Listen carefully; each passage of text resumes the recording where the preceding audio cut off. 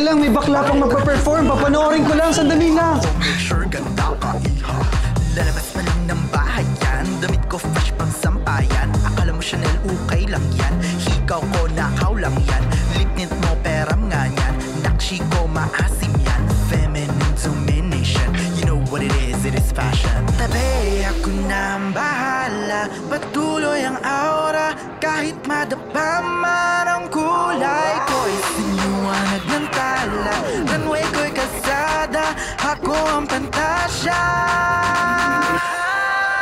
Lagot, aura ko, kabog, make-up ko, kabog, tigas ng ulo nyo, lagot, yes, amiman nyo. Sabog, aura ko, kabog, outfit ko, kabog, rampa na ako, lagot, yes, ang blush ko. Sabog, aura ko, kabog, make-up ko, kabog, tigas ng ulo nyo, lagot, harot, harot. Sabog, hey, ako na ang bahala. Patuloy ang aura. Kahit madapa man ang kulay ko, isiniwanag ng tala. Runway ko'y kasada, ako ang pantasya. Lagot, aura ko, kabog, make-up ko, kabog, tigas ng ulo nyo, lagot, yes, amiman nyo. Sabog, aura ko, kabog, outfit ko, kabog, rampa na ako, lagot, yes, ang blush ko.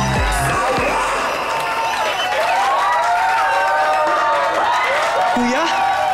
Kuya? Sino kuya? Ikaw ba? Hindi ako, okay.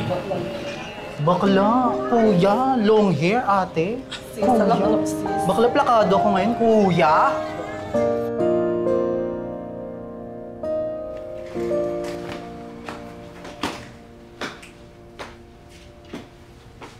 Sa'yo to? Obvious ba? Bakit? Anong bakit? Trabaho ko to. Teka, para sa pera nababakla-baklaan ka?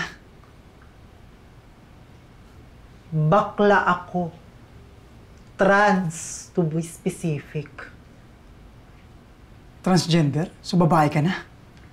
Oo. Yun na. Dati pa. Ito na yung nararamdaman ko. At hindi na to magbabago.